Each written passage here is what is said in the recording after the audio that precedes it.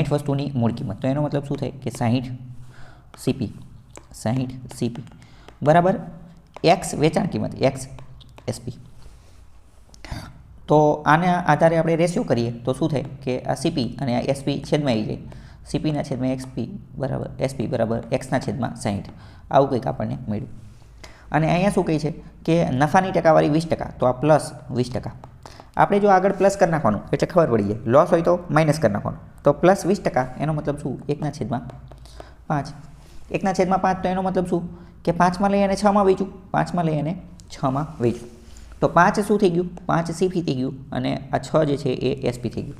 પણ ધ્યાનપૂર્વક જોઈએ તો અહીંયા રેશિયો શું છે અહીંયા SP 60 છે અને આપણે હંમેશા એવું જ કીધેલું હતું ને કે SP જે એની સામે હોય એ જ માની લેવાનું, CP એની સામે હોય એ જ માની લેવાનું. તો SPની સામે કેટલા છે 60 છે. જ્યારે અહીંયા આપણને SP કેટલા છે તો કે અહીંયા આપણને SP 6 છે. આની કરતાં કેટલા ગણા 60 છે. તો આની કરતાં કેટલા ગણા 10 ગણા. તો આ 5 જે છે એ પણ એની કરતાં 10 ગણા એટલે કેટલા હશે 50. તો આ x કેટલું હશે 50 હશે.